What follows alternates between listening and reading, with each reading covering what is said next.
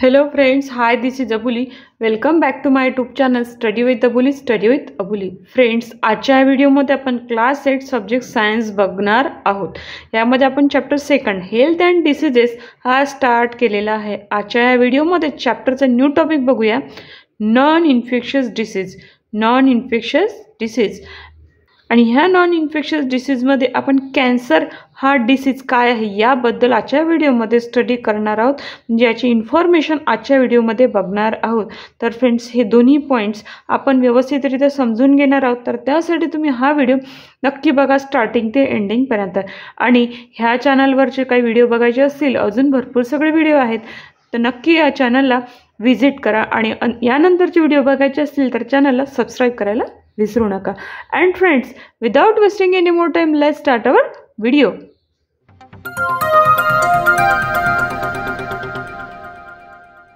बघा, non infectious disease म्हणजे काय, तर disease does not occur through infection. Disease does not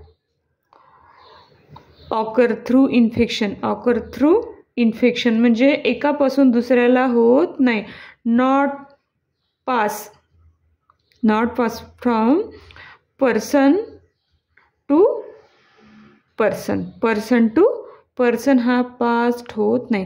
म्हणजे नॉन इन्फेक्शियस डिसीज म्हणजे काय, diseases does not occur through infection. Infection through होत नाही, किंवा इन्फेक्शन थ्रू म्हणजे आपण पॅथोजन किंवा बॅक्टेरिया व्हायरसेसमुळे हा डिसीज होत नाही. आणि हा disease person to person transfer होत नाही, स्प्रेड होत नाही. तर नॉन इन्फेक्शियस डिसीजला आपण नॉन कम्युनिकेबल डिसीज म्हणू शकतो. Non communicable disease. आणि हा ह्युमन बॉडीमध्ये कसा तयार होतो, रिझन काय याचं, ह्याचं रिझन आहे इट्स सेल्फ रिझन. काही स्वतःच्या वैयक्तिक बिहेवियरमुळे किंवा स्वतःची काळजी न घेतल्यामुळे व्यवस्थितरित्या, तर अशासारखे सर्टन रिझन असतात की हा डिसीज कोणालाही होऊ शकतो. नॉन इन्फेक्शियस डिसीज काय आहे तुम्हाला इथे समजलं असेल. त्याचं रिझन काय, इट्स सेल्फ रिझन. काही इतर कारणांमुळे सुद्धा हा डिसीज होण्याची शक्यता जास्त आहे. आता आपण एक कॅन्सर काय हे बघूया. बघा, cancer it's a group of disease. भरपूर प्रकारच्या डिसीजेसचा ग्रुप म्हणजे काय असतं, भरपूर प्रकारच्या रोगांचा संचय म्हणजे ग्रुप ऑफ डिसीज. म्हणजे असं म्हणू की collection of different types of diseases म्हणजे काय, cancer. Collection of different types of diseases. आणि कॅन्सर म्हणजे काय अजून म्हणू शकतो की cancer is abnormal growth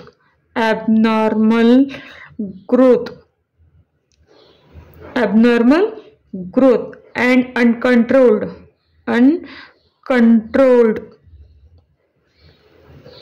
abnormal and uncontrolled growth of सेलची अशी अनकंट्रोल म्हणजे अशी सेल अशा भरपूर प्रमाणात त्या काय ग्रो होत राहतात, अशी जी कंडिशन आहे याला आपण म्हणतो कॅन्सर.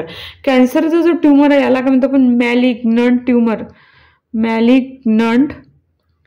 ट्यूमर.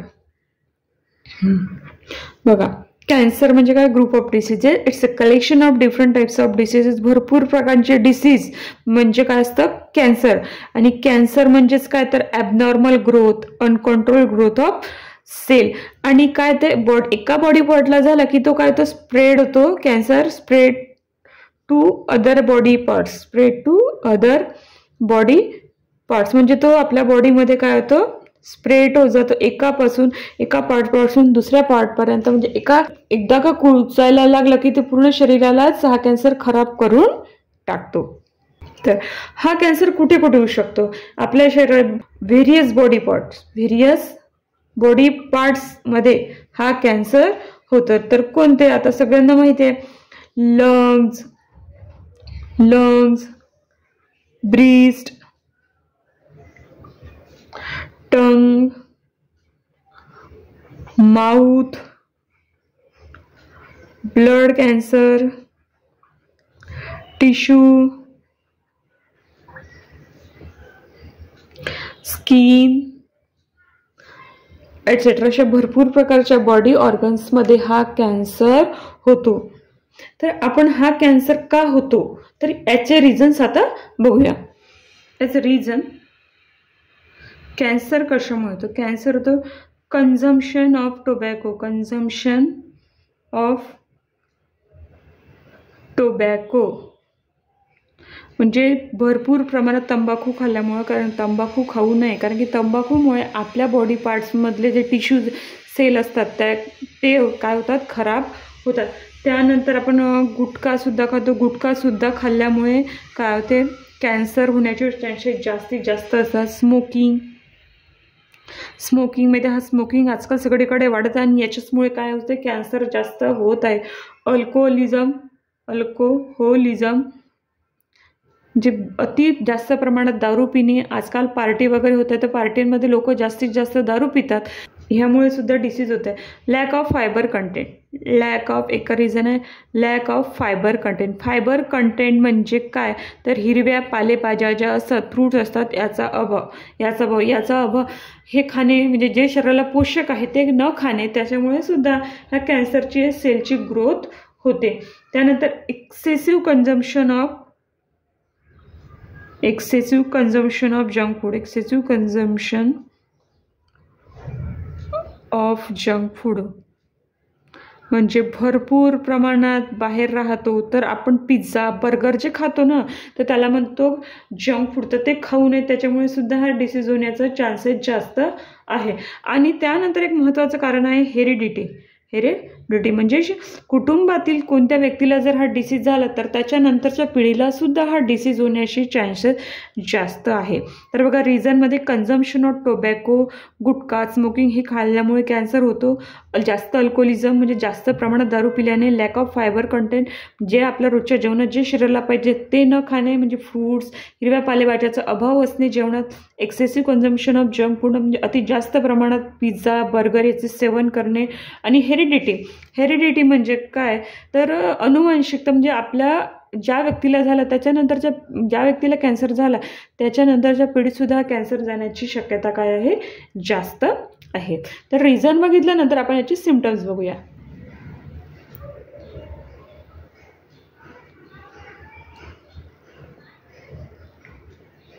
बघा, याचे सिम्पटम्स आहे क्रोनिक कफ म्हणजे जुनाट खोकला. जास्त खोकला असल्यामुळं काय होतं, लंगच्या जे टिश्यूज आहे ना ते डॅमेज व्हायला लागतात. त्यानंतर डिफिकल्टी इन सॅलोइंग म्हणजे जेवायच्या वेळेस गिळायच्या म्हणजे आपल्याला त्रास होतो. काय तो त्रास होतो, जेवण करायच्या वेळेस अन्न नलिकेतून व्यवस्थित प्रमाणे जेवण जात नाही. त्याच्यानंतर इनक्युरेबल स्केअर म्हणजे शरीरावर असे चट्टे पडतात की ते कधीही बरे होत नाही आणि त्यामुळे जळजळ व्हायला लागतं. इन्फ्लेमेशन कॅन्सरची हे काय आहे, सिम्पटम्स आहेत. चट्टे पडतात आणि ते चट्टे कधी बरे न होणार आहे, त्याच्यामधून होते ती शरीराला जळजळ. त्यानंतर lumps in breast.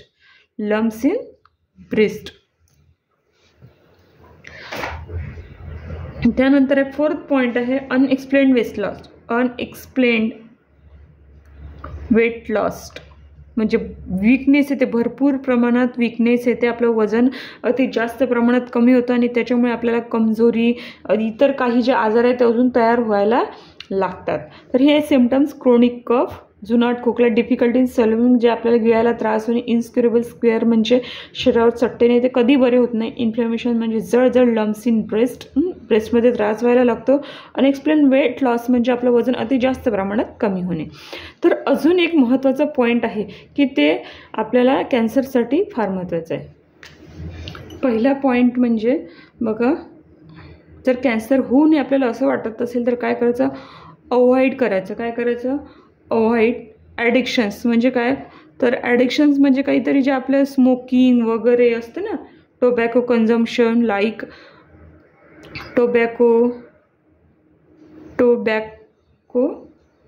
Shaving and smoking हे टाळायला हवं. त्यानंतर सेकंड पॉईंट म्हणू की फिजिकल फिजिकल एक्झरसाइजमुळे काय होते, भरपूर प्रमाणात ह्या डिसीजला आपण कमी करू शकतो. ह्या डिसीजला कमी करू शकतो म्हणजे याला नियंत्रणाखाली आणू शकतो. मॉडर्न ट्रीटमेंट काही असतात. फिजिकल एक्झरसाइज म्हणजे कशाच्या, डॉक्टरच्या ट्रीटमेंटखाली जर घेतल्या, डॉक्टरच्या देखरेखीखाली जर घेतल्या तर फिजिकल एक्सरसाइज तर आपण कॅन्सरला भरपूर प्रमाणात कमी करू शकतो. आणि त्यानंतर आहे महत्त्वाचं पॉईंट म्हणजे कंट्रोल डाएट. कंट्रोल डाएट म्हणजे काय, बाहेरचं अन्न खाणे नाही, जंक फूडला बाय बाय करायचं.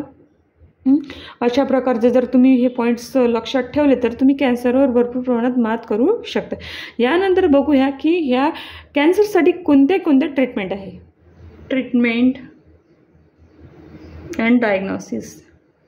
Treatment and diagnosis.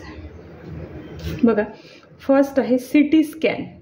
CT scan हे काय करतं, बॉडीमधलं टिश्यू ऑर्गन सगळ्यांचं एक्सरे काढतं. त्यानंतर आहे MRI स्कॅन. MRI scan. त्यानंतर येतं मॅमोग्राफी.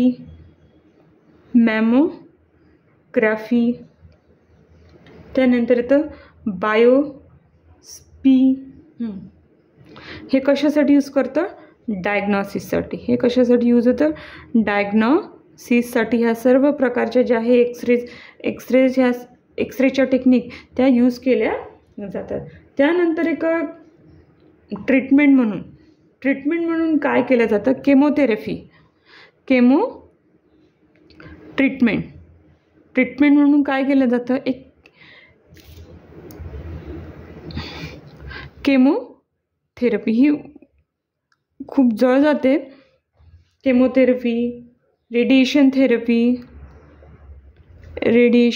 थेरपी ज्याच्या थ्रू काय होतंय, त्या कॅन्सरचे जे गाठी असतात, कॅन्सरचे सेल असतात त्यांना कमी करण्यास काय होते, मदत होते.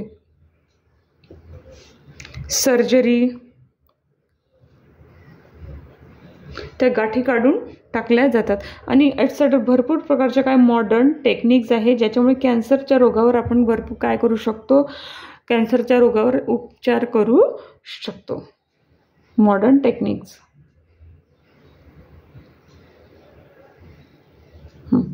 बघा, इथे आपण कॅन्सरचा जो टॉपिक आहे आपला तो कंप्लीट केलेला. इथे आपल्या आजच्या व्हिडिओचा टॉपिक कंप्लीट झालेला आहे, नॉन इन्फेक्शियस डिसीजेसमध्ये कॅन्सर. तर फ्रेंड्स, ह्या व्हिडिओबद्दल काही तुम्हाला क्युरीज असतील तर नक्की मला कमेंट बॉक्समध्ये कमेंट करा.